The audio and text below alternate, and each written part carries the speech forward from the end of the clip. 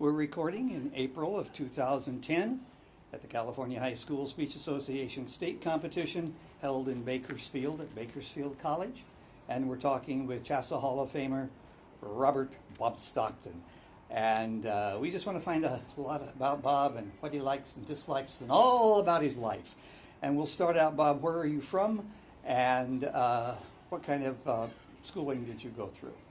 In the beginning, I am, first of all, a third-generation Californian, San Diegan specifically. Don't have many of those around. And went through schools in San Diego from elementary all the way through first 2 years of community college, and then went on to high school, went on to second 2 years, went on to Chapman University. It was Chapman College in those days. It is now Chapman University. And then the credential work came after that. Okay, and you were in high school where in San Diego? Was in high school in El Cajon, California at Granite Hills High School. First year it was at El Cajon High School. Granite Hills was opened. And then sophomore, junior, and senior year were at Granite Hills High School, establishing not only academic traditions, but as well as extracurricular traditions. Okay, and did you have any speech program there, and did you participate? At that time, they didn't have a speech program. They put together in my senior year a drama program, and I got to do part of Arsenic and Old Lace. And you've heard the phrase, being bitten by the bug. That was a big bite. Okay. I went from there. Okay, and so we'll take that part of your life for a moment or two anyway. And what kind of theater work did you do for a while? Basically, very little, because oddly enough, when I went to community college, I had some marvelous people in both the oral interpretation end of it as well as the interpersonal end of it, and got a chance to study with some people who made sense to my way of thinking in the realm of interpersonal communication. And at that time, I knew I wanted to teach. I thought I had always wanted to be a history teacher. But in fact, after several courses at Grossmont College, I went, no. I want to be able to combine history and communication in whatever form it went to. What I'm hearing is that you really weren't involved in anything of a competitive speech nature in college. No, well, in college, after I went to Chapman, yes, did some debate. Okay. And they hadn't started it. They started it on a very small scale. And I went to several debate tournaments and realized, no, I don't think I want to do debate. I think oral interpret is my forte. Okay. What made you decide that you wanted to be a teacher? First of all, I had family members who had been teachers. And there was a sense of calm but organization, and I liked that. And then that was before you went to any speech tournaments? Before I went to any speech tournaments at all, you're right. And then I went, there's a lot of organization here, and you can see readily, as most teachers will tell you, you can see readily the ability of what you do to influence kids, and your students suddenly become just a little better because of some ideas you've given them. So where did this teaching career begin? Teaching career actually began, well, I started in junior high school. Okay. I taught at the South Junior High School in Anaheim, and in those days it was a 7th, 8th, and 9th grade school, which meant my 9th graders could compete in the NFL system, plus we had our own league in Anaheim. And I said then, and I will say it now, I'll match those kids against any that Orange County had in the high school system. And we did all of the events except debate. That was one of the things that high school kids had too many other things going on in debate. We just couldn't say, you need to do this. Why do you think those younger kids were able to put out so well? Several reasons. One, the structure was a little tighter than we talk about in high school. You needed to show them what character was, how they cut things, pieces of literature, and some of these students had never read some of the things that we take today as basic pieces of literature.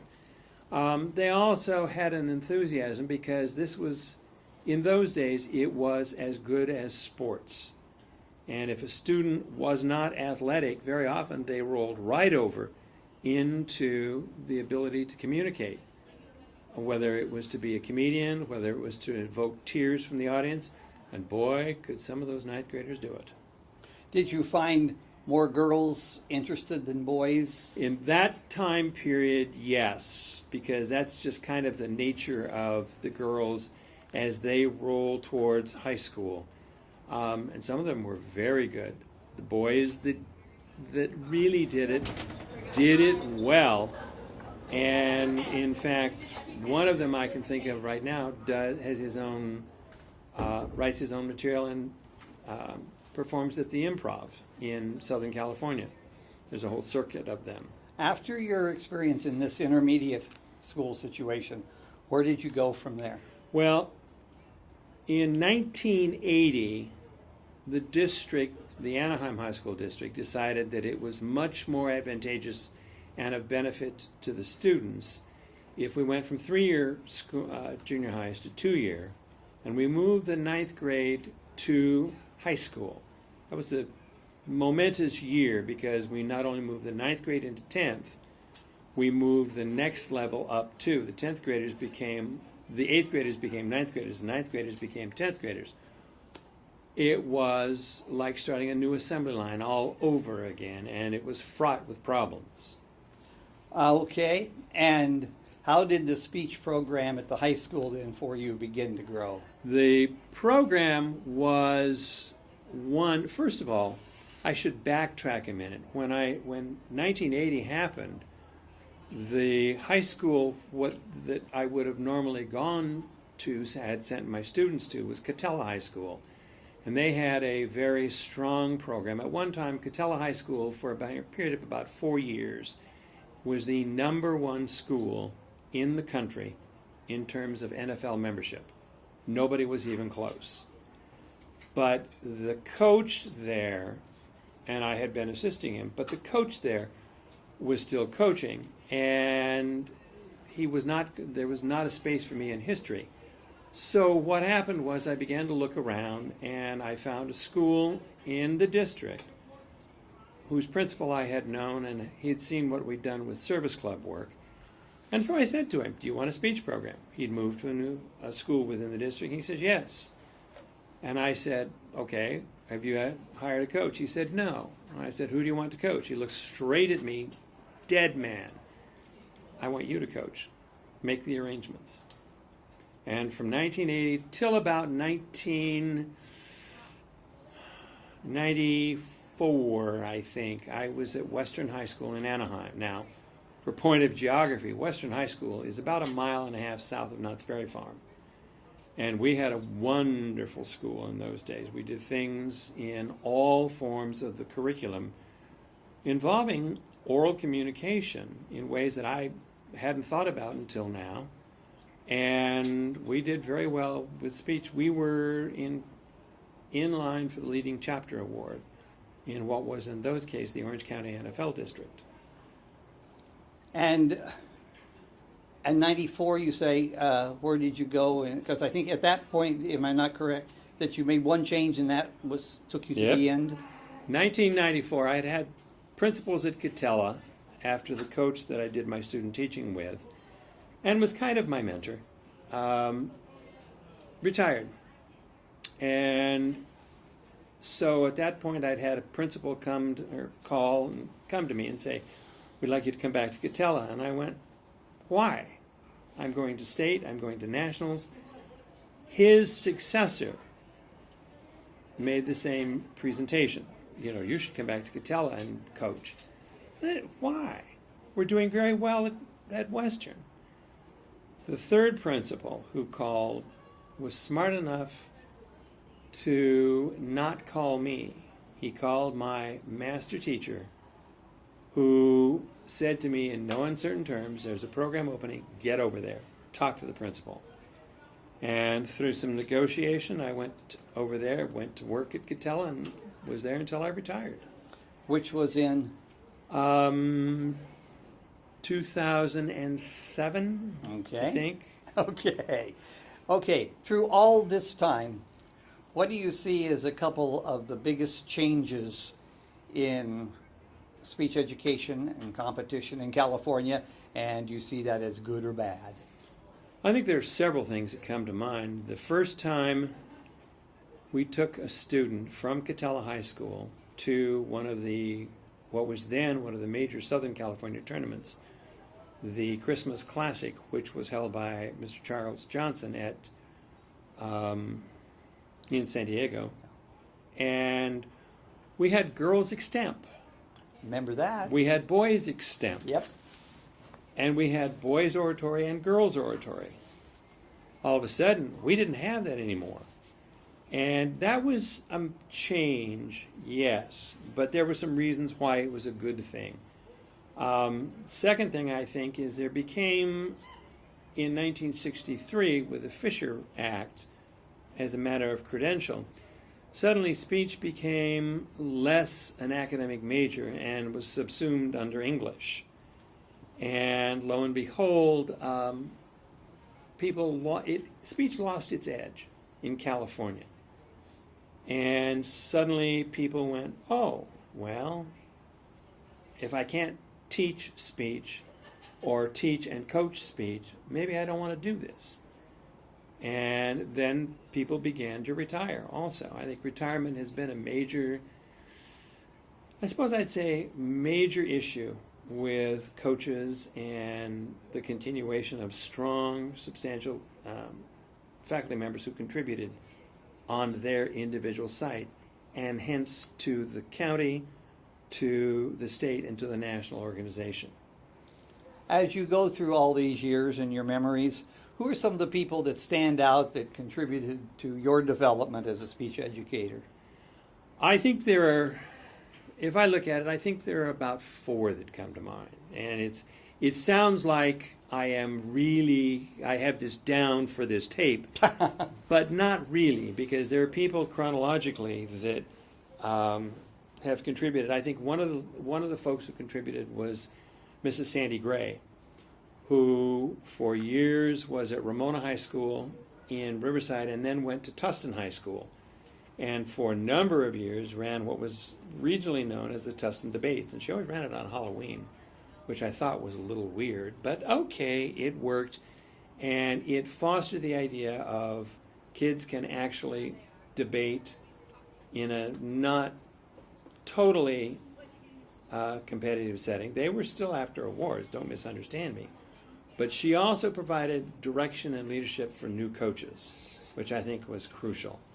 I think the second person who contributed to my way of my learning was a lady who was a junior high coach in the Anaheim High School District. Her name was Catherine Joseph. And Catherine Joseph came to Anaheim from Utah. She'd had numerous winners. She'd had both on the state and national level, but she came down to Southern California and proceeded to set a standard that was really hard to keep, but it was wonderful trying.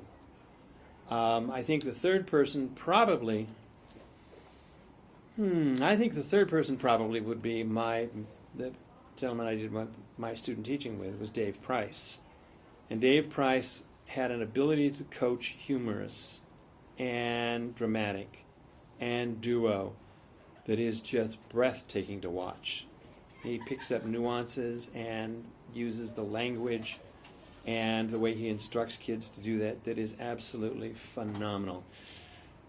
I think probably the fourth one would be a professor I had in college. His name was William Womack. And Bill Womack was the most understated individual. He was very soft-spoken, very quiet, and yet everybody knew him. And you knew the impact of his ideas and of his words. Those are 4 people who have a profound impact. Okay, now we want you to remember 2 or 3 others, your students, that stand out in your mind. What were a couple of the big successes that you would feel? Oh, okay. When I started doing Congress in the last part of my time in the classroom, I had a young man who, let's see, John was a competitive, he was second in Congress one year and fifth in the next in state. And he went on to be a very, very professional, very highly thought of lawyer in the Los Angeles area. Had a kid who was a second place presiding officer in California. Had a young lady who started out speaking, did wonderful oratories, did wonderful DIs, and when she graduated from high school, she started doing public speaking. She was the representative, for example, of the American Red Cross in Southern California. She also worked for Carl's Jr. I did not know that you could have a round or a tubular tomato until she brought one into class and gave a speech on it. And she is now a professional speaker in South Carolina.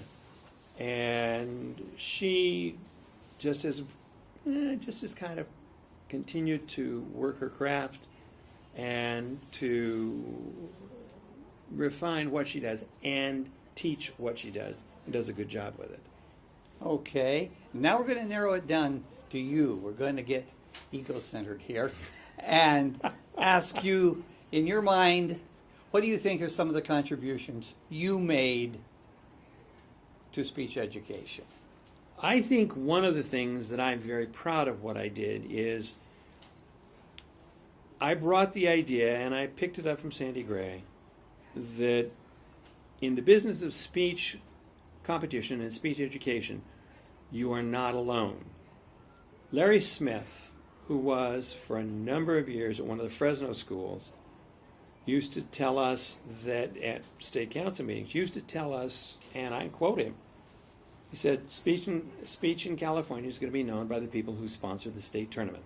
And that's all we're going to know. Part of what I tried to do was to simply say, no, we're more than that. And we have exposed people outside of California in curriculum, in communication, know California high school speech, know what we do simply because, I guess because I've become a spokesman for us. Outside in the regional organization, Western States Communication Association, a number of our schools have, at my suggestion, picked up the matter of submission for the Model Curriculum Award. We've had outstanding teaching awards. Lady who used to be the speech director at California State University of Los Angeles, Marcella Oberle, has an award named after her for an outstanding teacher of communication in the classroom. And I was able to direct several of our people into consideration for that award. So one of the things I'd say that I've done, and I'm very proud of the fact, is we've exposed our people to the ability that there's world outside 1ACs. And I think a second thing is just to continue to mentor new coaches and new programs. Sometimes you get it right, sometimes things happen you don't even plan on. But we try nevertheless. That's great. Thank you so much. We've been You're speaking welcome. with Bob Stockton, CHSSA Hall of Famer.